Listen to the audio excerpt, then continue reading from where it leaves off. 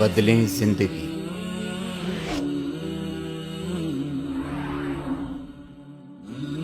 زیتون T V. میں اب دیکھیں، آپ غور کریں، میں تو آپ میں سے بہت کم لوگ ہوں گے ایسے جنہوں نے پاکستان بنتے ہوئے دیکھا ہو، لیکن ہم نے دیکھا ہے بچپن میں۔ تو جب پاکستان نیا نیا بنا تھا تو اس وقت اگر ہم بازار میں نکلتے تھے تو برقع پوش خواتین کی ایک بڑی تعداد نظر آتی تھی، یہاں تک کہ جو کالج اور اسکول میں پڑھنے والی، کالجوں میں پڑھنے والی طالبات تھیں وہ برقعے میں ملبوس ہوتی تھی اور برقعے میں جاتی تھی۔ بس اسٹاپ کے اوپر برقعے ہی برقعے نظر آتے تھے۔ بے پردہ کوئی خاتون ہوتی تھی تو اس کو یعنی برا سمجھا جاتا تھا۔ یہ ہم نے اپنی آنکھوں سے منظر دیکھا ہے۔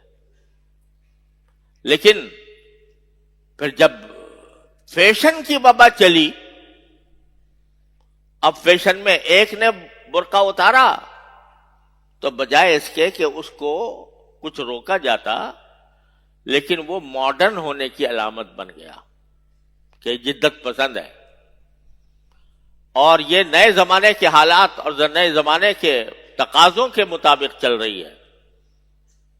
تو جب اس کی برائی پر برائی، اس برائی کو برا نہیں سمجھا گیا اور اس برائی پر کوئی روک ٹوک بھی نہ ہوئی تو خربوزے سے خربوزہ رنگ پکڑتا ہے۔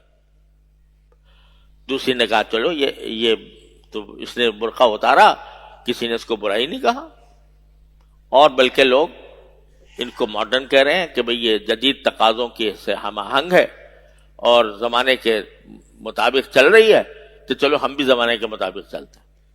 دیکھتے ہی دیکھتے ماحول بدل گیا۔ اب جا کر دیکھو سڑکوں پہ کیا حال ہے۔ تو یہ کیا ہوا؟ یہ انقلاب کیسے آیا؟ اس لیے آیا کہ ہم نے اس امر بالمعروف اور نہی عن المنکر کے فریضے کو ادا نہیں کیا۔ اگر کرتے تو یہ حالت نہیں ہو سکتی تھی۔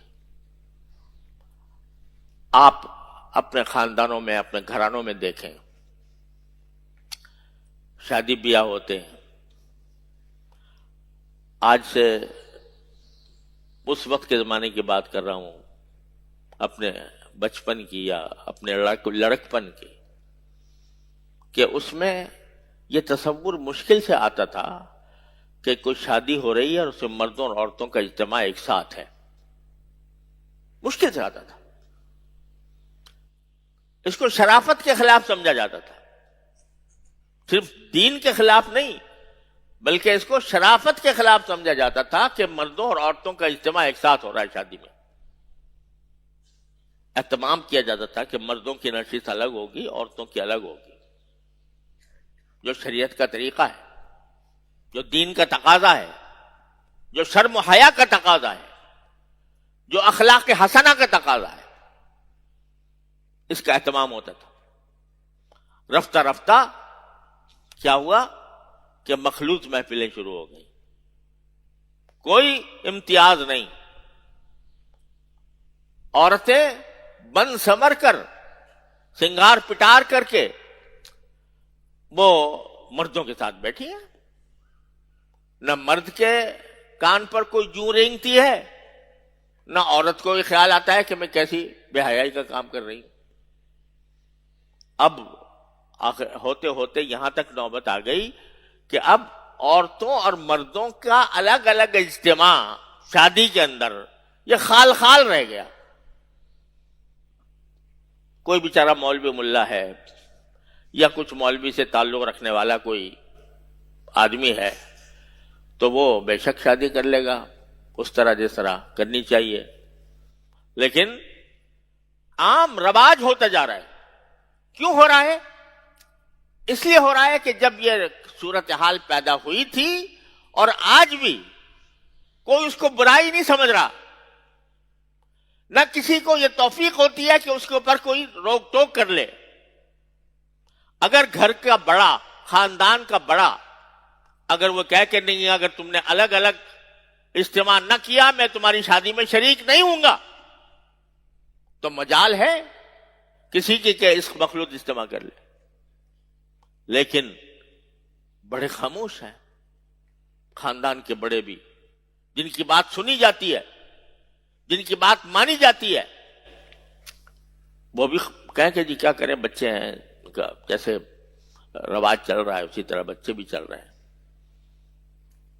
خدا کے بندو، آخرت میں گردن پکڑی جائے گی کہ تم بڑے تھے خاندان کے، تمہارا فرض تھا کہ پورے خاندان کو برائی سے روکو، غلط کام سے روکو. یہ نہ سمجھو کہ تم نے صف اول میں نماز پڑھ لی تھی اور تم جمعہ کی نماز میں آ جایا کرتے تھے اور تم روزے رکھ لیا کرتے تھے اور زکوٰۃ دے دیا کرتے تھے، تو تم سے اس بات کی پکڑ نہیں ہوگی کہ تمہاری اولاد کہاں جا رہی ہے. کیا یہ چاہتے ہو کہ ہمارا معاشرہ بھی اسی مغرب کے معاشرے کی جہنم کے اندر داخل ہو جائے، جہاں عورت اور مرد کا کوئی امتیاز نہیں، جہاں حیا اور بے حیائی کا کوئی تصور نہیں؟ تم بھی چاہتے ہو کہ تمہارا معاشرہ ایسا ہو جائے؟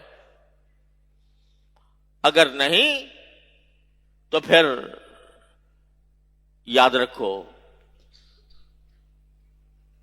یہ تمہاری نمازیں تنہا کام نہیں آئیں گی، یہ تمہارے روزے تنہا کام نہیں آئیں گے، آخرت میں گردن پکڑی جائے گی.